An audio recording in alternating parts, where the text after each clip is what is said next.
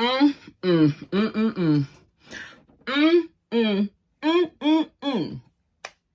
Hey fam, welcome or welcome back. Tisha here, back with another Sister Wives review. This was the mid-season finale, and I'm gonna tell y'all something. I'm mad. I'm mad because the preview for what's coming in the spring, that I don't know, minute, 2 minutes, however many minutes of footage it was more entertaining to me than this whole episode that they utilized for a mid-season finale. How many episodes are you going to give us after this? And when? And why are we sitting here and wasting time dragging out this stuff? Oh. Y'all don't mind me. I was really ready to pour some wine, but I already be on 1,000 sometimes when I come up here as is.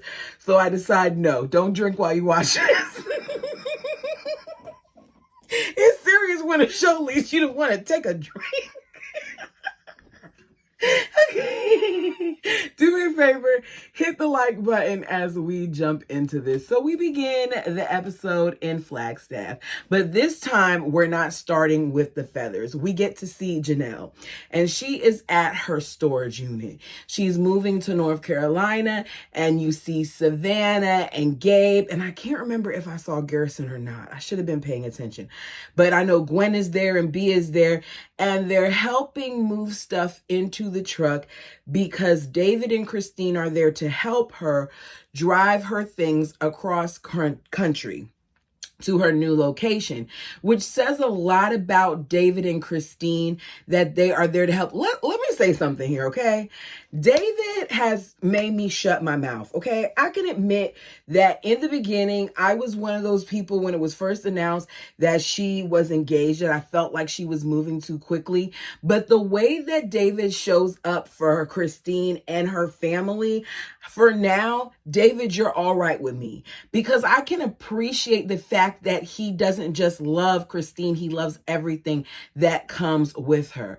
So Janelle points out that at this point, she still has children that are in Flagstaff. So it's not like she's done with Flagstaff, because Gabe, Savannah, and Garrison at that time are still there. We know now that it's just Gabe, because I believe that Savannah moved to go to school. So Janelle is nervous because she's going to be leaving behind a lot. This is a big move. She actually did like Flagstaff. She actually did plan to stay there, but now she's got to go. So David and Truly pull out first. And Janelle starts like freaking out because apparently the gate in the area where they're at closes quickly, and she's afraid that it's going to close on the U-Haul. I was laughing in that moment because it was so dramatic with the music and her reaction, but they didn't allow us to see it. Like, I wanted to see the truck going and the gate closing and, like, you know, the close call of it all, but we didn't get any of that footage. So Christine says that they used to make references all the time, her and Janelle, to being like Thelma and Louise, and now they kind of get to do like Thelma and Louise things, minus hurting anybody, because they're going to go on all these different adventures together, and she's looking at this as one of those adventures, and she's feeling like a lot of girl power in this moment. So we go from that to the bald eagle, who's driving as this dramatic music plays, and he is upset. He's pissed. He is, like, you can tell he's pissed because he found out that Janelle is moving through one of the kids. He says that the kid made it slip out, and he claims that whatever kid it was that made it slip out said, "Please pretend like you never heard it." So here's my question, fam. Do we believe that that's what happened? Because I don't feel like it was. I don't feel like Janelle was hiding it and it was made to be a big deal. I think that one of the kids maybe said something, but I don't got them saying, please don't say anything, because it wasn't like she was really moving in secret. But my question is, what kid is walking around calling Kody to tell the business? I mean, I immediately thought it was McKelty, but then I wasn't quite sure. Second of all, you haven't seen that lady. So what does it matter if she told you or not that she was going to be moving? Which Janelle then says, because Janelle's like, it's not really any of his business. There was no reason to tell him because our lives aren't overlapping in any way. In other words, Bald Eagle, she don't see it for you. You guys don't have moments where you come into contact with each other. She's not pulling a Meri. She still doesn't, hope that there can be something with you all. Janelle is over you and how you've treated her kids. And as a result of that, she don't want to have anything to do with you. So the Bald Eagle's like, I look at Meri now as a friend and, I'm happy now for Christine, and with Janelle, I thought that we could, work it out. No, she don't want you. Pan over to the Feathers Nest. And there's this dramatic music playing, right? We're actually, well, it's not that dramatic. I'm thinking about the wrong thing. Okay. So we're actually in the kitchen, you guys. Like, we're in the kitchen. We're in the kitchen at the nest, right? Which is a big deal because, we've been filming out on Coyote Pass so much and in front of the house and in the driveway and all these other things. But they finally cleaned it up enough for us to be in the kitchen, right? So the bird walks in and Kody is washing dishes and he says how he tries to turn... He tries to turn her on by washing dishes because she gets turned on by that. I get more excited by watching you cook, but if she's excited about him washing dishes, no judgment there. Let her be excited. He says, I'm always looking for her attention to the point where, when I take a shower, I come out the shower and I wrap my towel around my waist and, I might stand there and I might flex. Y'all act like this is a muscle.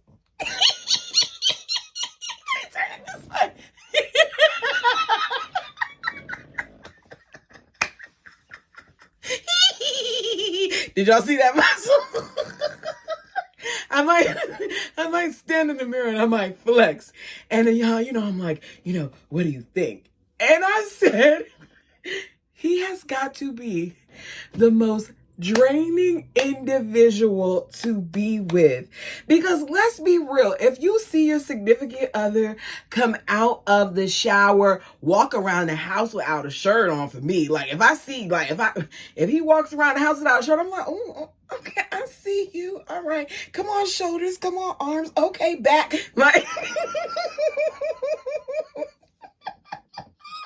That's my thoughts. So he's over here you have to do all of this flexing and all of this stuff to get your wife to compliment you. You constantly need an ego boost. And to me, that would be so annoying because who wants to have to constantly build you up so you can feel like you're the man of all mans? Walk out and just walk out. Just walk out. Walk out with your sides that are missing and all that other stuff. Tease your hair. Do whatever it is that you want to do because Robin likes your hair and keep it moving. Let her compliment you just off of the strength of you just walking in the room without all the excess. And he admits that he's over the top, which that is really over the top. We then see... I don't know how old Aurora is at this time, but if I'm going to be completely honest, the scene bothered me. Because I'm thinking that she's at least 20, right? And for her to openly admit to be nervous to have this discussion with them about the church and her being baptized makes me wonder what things are like off camera, because it shouldn't be this big of a deal. She shouldn't be this nervous. It makes me wonder how much they're hounding her or the things that's said when we're not around. So she's basically there to ask permission at 20 something years old if she can be baptized. Now, my personal preference is that it's coming off as odd because she's 20 years old. I think it's also odd that you're asking Kody, who admittedly is all over the place when it comes to his belief system, if this is if it's okay. His weight to me should not carry so much. Well, his opinion to me, let me slow down.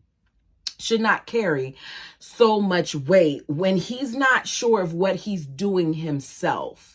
And as usual, as she talks about this with them, the both of them at some point make it about themselves. So they both tell her that they feel like it's a big commitment, and the bird feels like it's happening too fast. And Kody wants to know, like, what exactly is she doing it for? Is it for God, or is it to be a part of the church? Because, they don't want her to be a part of this church. Y'all are okay with her going to this church, being fed by this church, her doing things around this church, but her saying that she wants to be a part of the church is too far. So for all we know, she could want to be a part of the church, but she may not be telling them that out of fear of how they'll react if she tells them that. That shouldn't be the thing. So Aurora's like, it's not about the church. I don't want the baptism about, I don't want, the baptism because of the church. It's about finding myself and my relationship with God.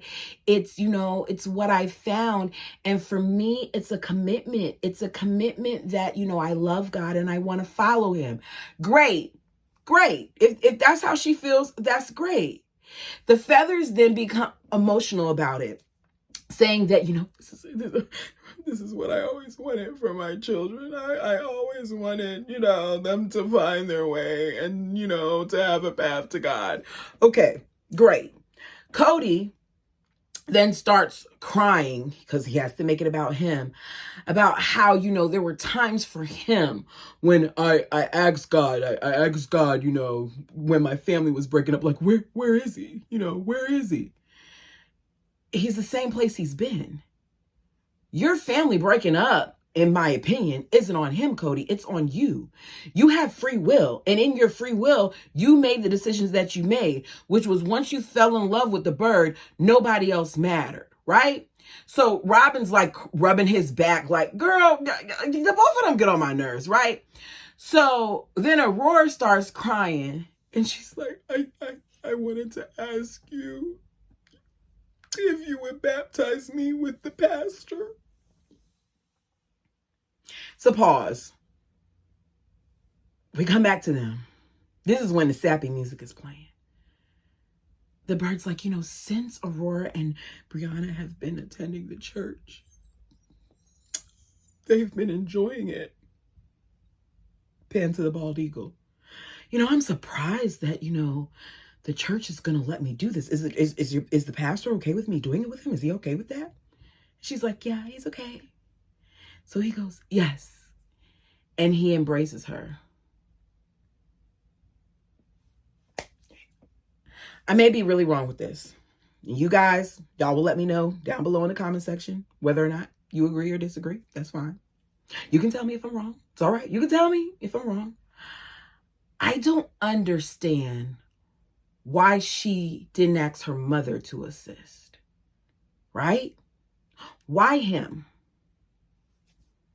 I feel like because of the way the bird has raised these kids, that they have always been taught that in everything that they do, that they need to consider Kody and his feelings, that they need to make sure that they appease the both of them. Because even the bird said, after she asked to us, that Aurora asking him is a way of keeping them as a part of it and not making them feel like outsiders. And I just don't feel like that's her job. I don't feel like at the age that she is, where she's trying to find herself and figure out things for herself, that she needs to worry about whether or not they feel included with her spiritual choice. I just don't. And I could be wrong. I just feel like it always comes back to them and their desires. And at what point do you push your bird, your little feather, out of the nest and allow them to become adults? The goal is not for us to keep them bound. It's for us to prepare them for the world so that they can go on to whatever that next level is. And I feel like them always coming to them with every little thing, every little concern. You're not toddlers. You're adults. begin to figure some things out without worrying so much about what the bird is going to think and what the bald eagle is going to think, because this is a spiritual decision for you. So if this is something that you've been convicted to do spiritually, if this is your version of what they call their testimony, then do it. Because they've always said whatever their kids want, they want the best for them, but yet they still kind of try to like guide them and put them in the direction that they want them to go in when it comes to religion. Sorry for my tangent. I hope it made sense what I was saying, but that's just how I feel about that situation. So we get to Meri. At Meri's, Meri is planning a retirement party for Madeline or Madeline. Can't remember the name, and it's one of those words. It didn't really look like a party to me. And if I'm honest, I really didn't care because I don't recall meeting this person. Maybe we did and I just didn't remember. But to know now that this whole entire time she was the cook for the B&B, it's like, okay, why are we just now hearing this? Is it because Meri doesn't have anything else to give us? Like, what's going on here? So Meri says that she's torn because her mom passed, and now this lady who's been, working with them this entire time is also leaving, and she's going to miss her. And she doesn't know if she should still have the B&B. She wonders if she should shut it down. She admits that having the house was her dream. The bread and breakfast was not. And y'all know it wasn't, because if you remember the lady that was selling the house, one of the agreements for her to even sell it was that it operated like that still. Now, my question is, how long did she agree to have it operate like that? Then now she's thinking of changing it up. So she's trying to figure out what's happening next, like what to do next. Like, should she think about the business or should she find a man? She says she's gone on dates. She's been enjoying it, but she still hasn't found her person. She's ran into a little bit of everything. Some people get one date. Some people get multiple dates. Some people have turned into people that get blocked. But overall, she's still trying to figure that out. She's leaning towards making the B&B an event space. She says she's not even sure if she wants to stay in that area. Like, who's to say? Maybe she'll meet a man who lives elsewhere and maybe she wants to move. Now, here's my question to you guys, because I don't remember. Did Jen move to this area for her? Because Meri, like, if you move, what happens to Jen? I don't know. Her and Jen seem like they're forever going to be connected, with the lives and all that other stuff that they do, which is fine. I just wonder, like, I hope you don't plan on uprooting that girl to have her come there to then possibly leave again. Just my thoughts. Okay.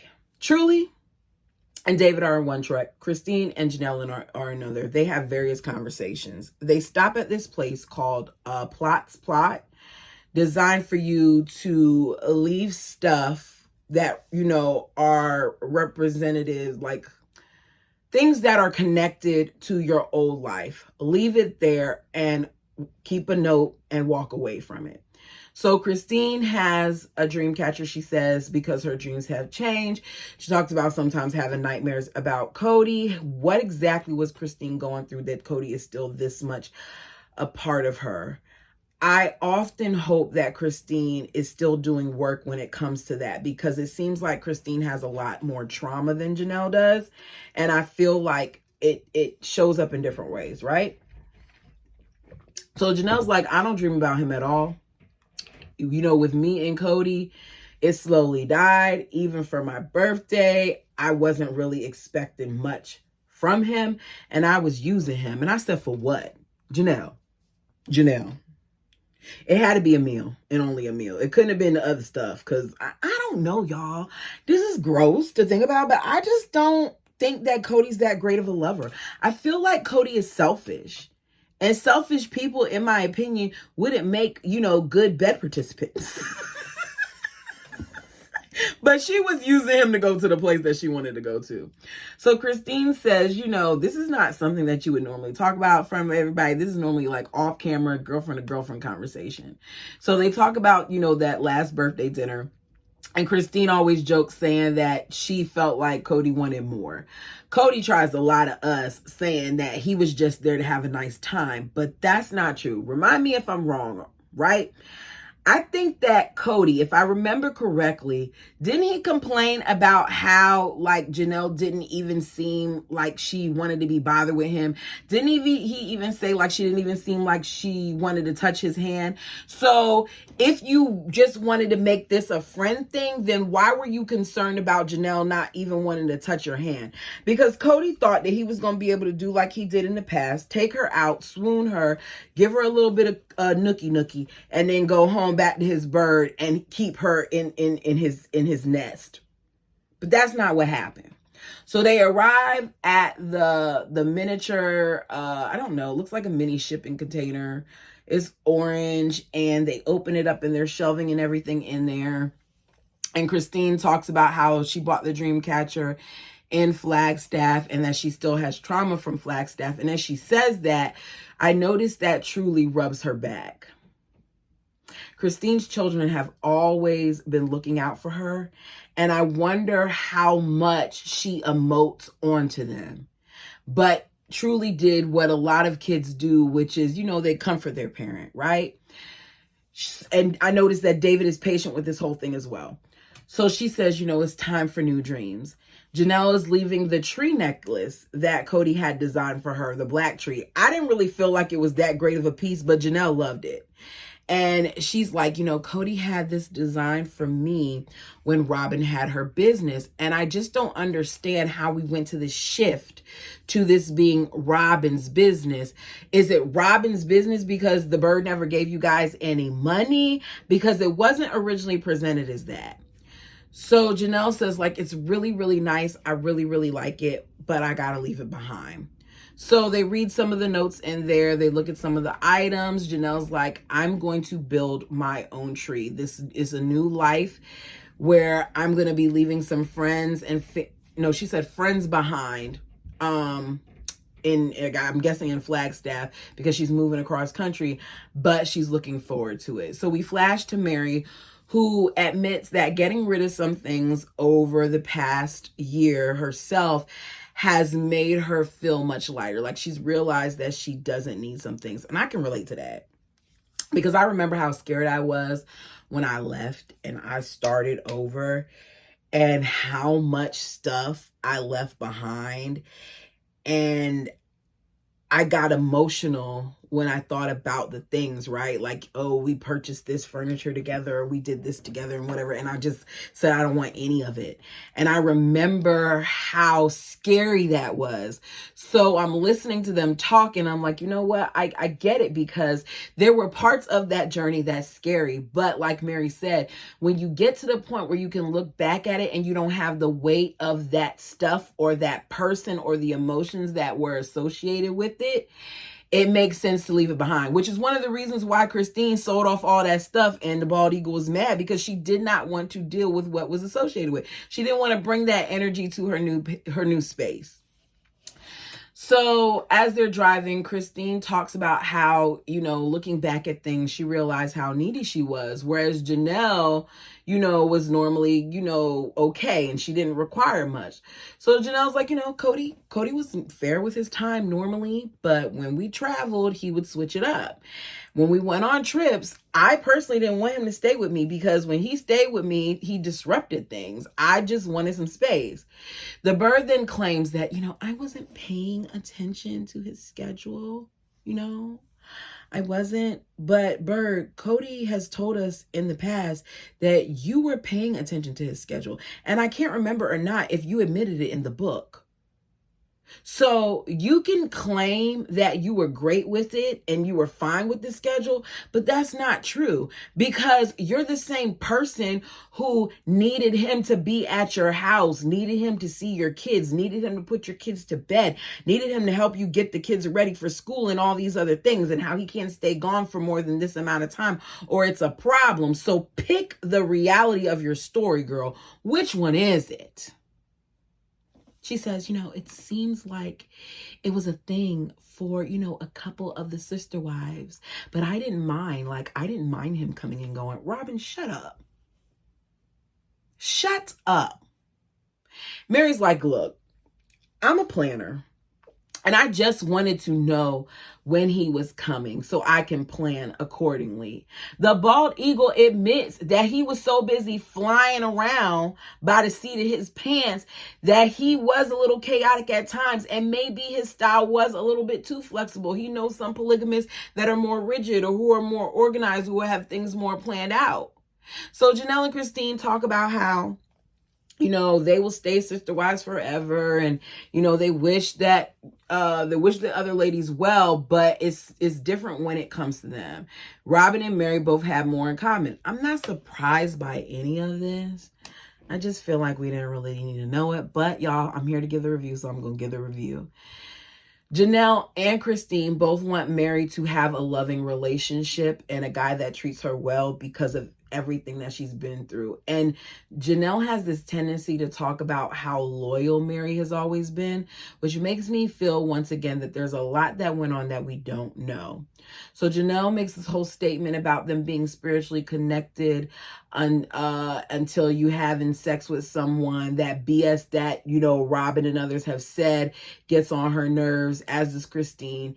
Janelle doesn't like, though, that Christine acts like it's just that easy, where you just sleep with someone and you keep it moving. She says that their marriages were about more than that. And I agree that it was about more than that, but I think that Janelle is in denial. I think that Janelle, sitting there acting like she doesn't know how she can get a release, is bull.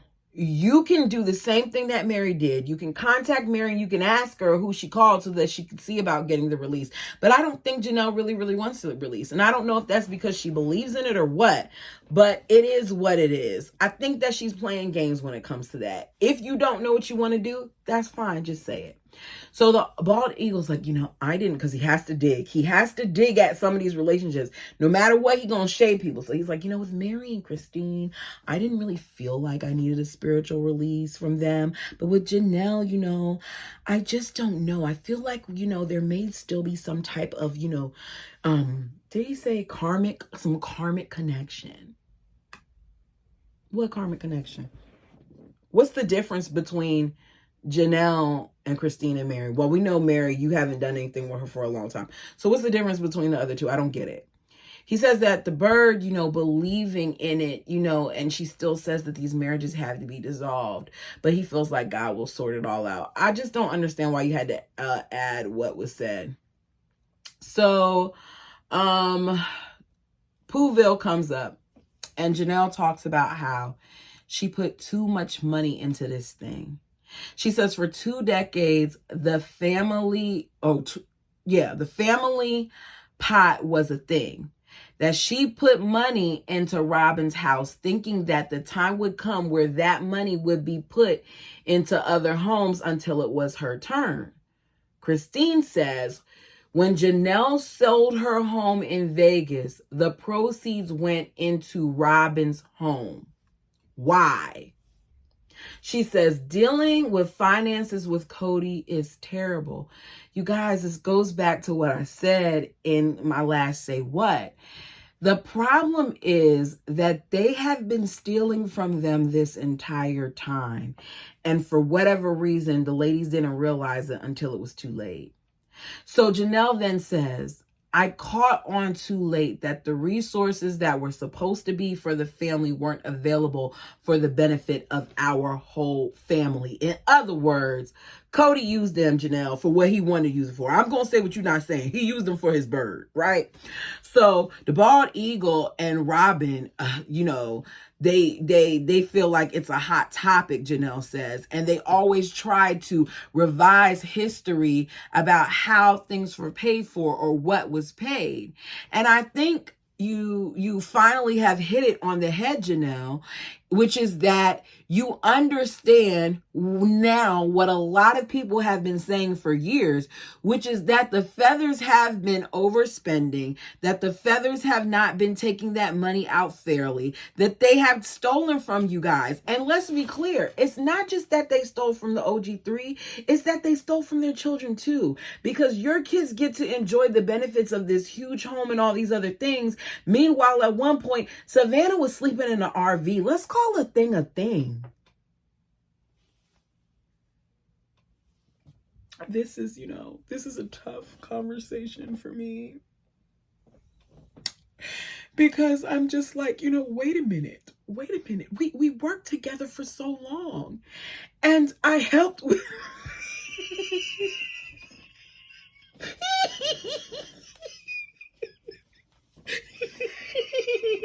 Sorry.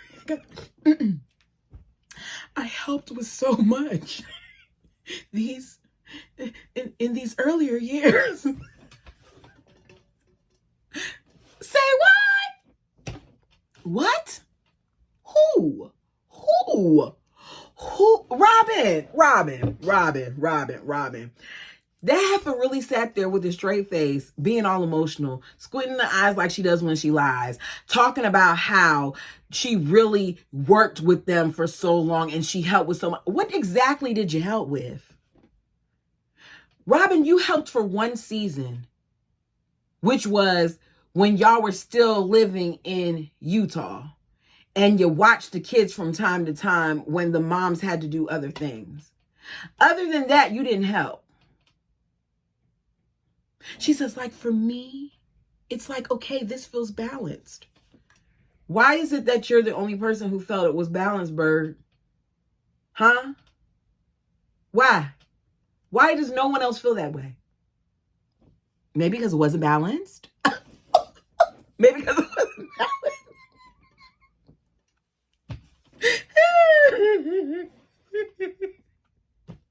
You then got Kody, because he's watched his bird over time and he's doing some of the same things that she does when she sits on this couch and she lies to us, because he's not focusing. Like, there's no eye contact with us. He's looking off to the same right side. Like, who is over there on the right side that they keep staring at when they lie?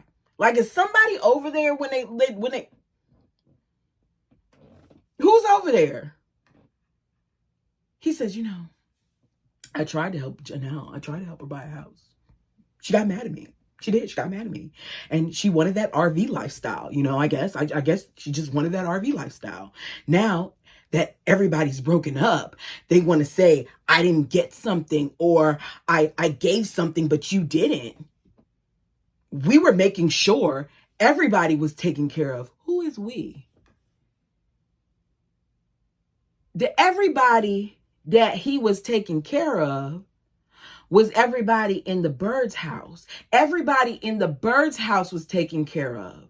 She always has the bigger house. She always has the better house. She always has the bigger backyard. So how is it that someone who really contributes nothing additionally into the family, because yes, they all get a check for being on the show, but other than that, she doesn't have other jobs like how we've seen these other ladies have jobs. So how is it that the person who doesn't have an additional job other than this show seems to have so much more than the other ladies? That doesn't seem balanced to me. Janelle's like, look, he wants to keep talking about how he wanted to give me Christine's house. I didn't want that ugly house. She said what I wanted was the cash. Now, if he wants to give me the cash that he wanted to give me for that ugly house, then he can give me that. I love that money right now, because I'm going to build a house in North Carolina. So now we're in LA. We find out that Truly is peopled out. So she's at the hotel. The adults have went to dinner, and now they're having shots at the bar. So Janelle says that she's never done shots. She's just done a glass of wine. And Christine is like, look, I'm just excited to have her at this bar and to be a bad influence. So Janelle's like, in our old church, we didn't drink coffee or drinks and stuff like that. In my old church, we didn't do that either. There's a whole bunch of stuff that we didn't do. So I can relate to this portion of it. To this day, my mother has never had a drink. She's never had an alcoholic beverage. Poor thing. I mean, don't worry, Mama. I'll do it for you.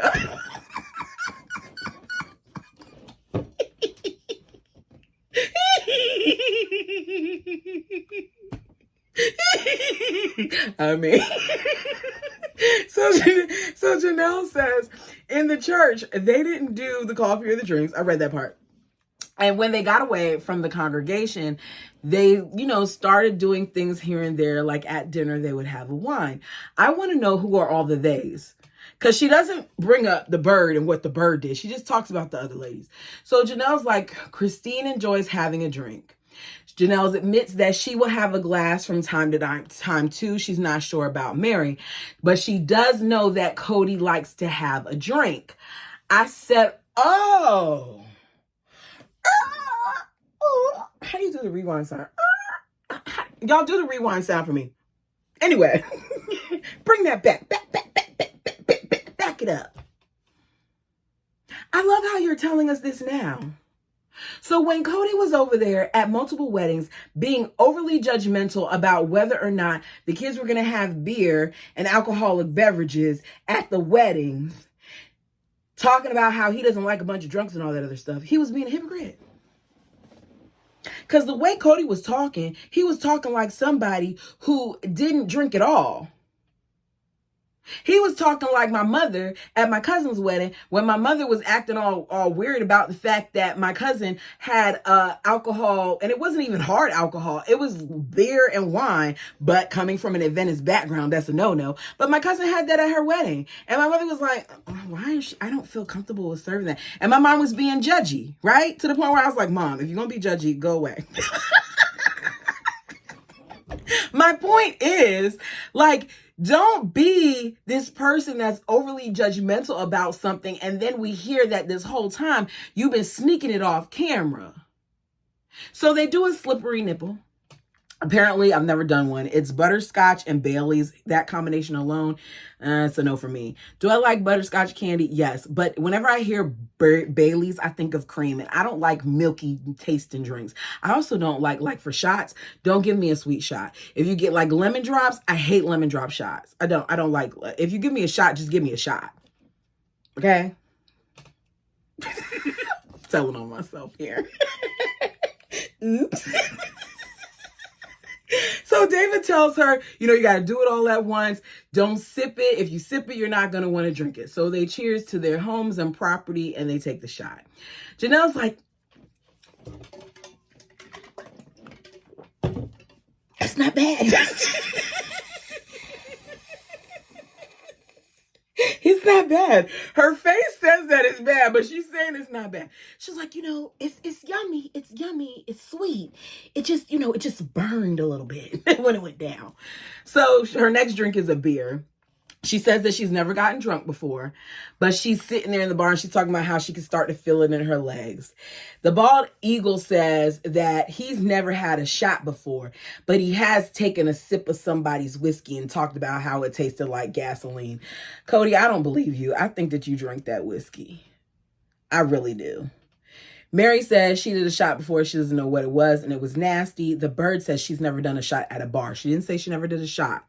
She never did a shot at a bar. And she's never been at a bar. I thought you went to a pub when you guys... Was a pub considered a bar? I don't know. I thought a pub is a bar. Whatever. You've been in establishments where they sell alcohol. Stop acting like you just haven't been to these places, because we saw you do it. Kody, says that, if he overanalyzes the fact that Janelle didn't even let him know that she was moving, then it would be a little hurtful to him. I hope you keep overanalyzing it. Overanalyze it for the rest of your life, because I want Kody to hurt. He said it just may be her, getting away from him to get to something better. There's no reason for her to stay there. Her grandkids are in North Carolina. Maddie and her are extremely close. She wants more for herself, and she deserves it. Janelle's like, this is all a new experience. I'm 55 and I'm feeling invigorated. Change and growth are scary, but it's time. We then get everything that's going to happen in the springtime, and I'm just really, really excited to see Meri question stuff with Robin. Y'all, if there's something that I left out that you want to talk about it, put it down below. Overall, I was really disappointed with this. I didn't even realize that it was going to be the mid-season, closer or whatever, but it is what it is. Thank you guys so much for rocking with me. I'll still be here. Check out some of the other things that I have on my channel. Let me know what you thought of this episode. Thank you guys so much. Like the video and subscribe because we are still on the road to bigger numbers. Let me tell y'all my next goal. My next goal is 5,000, okay? I may not say it all the time, but that's my goal because let's be clear, we have a really, really good community over here. And my hope, my desire is that no matter the size of it, that we keep this good energy. Because one of the things that I love is even if we don't agree with each other, we're not disrespectful. And I hope it stays that way. Y'all, thank you so much for your time. Until next time.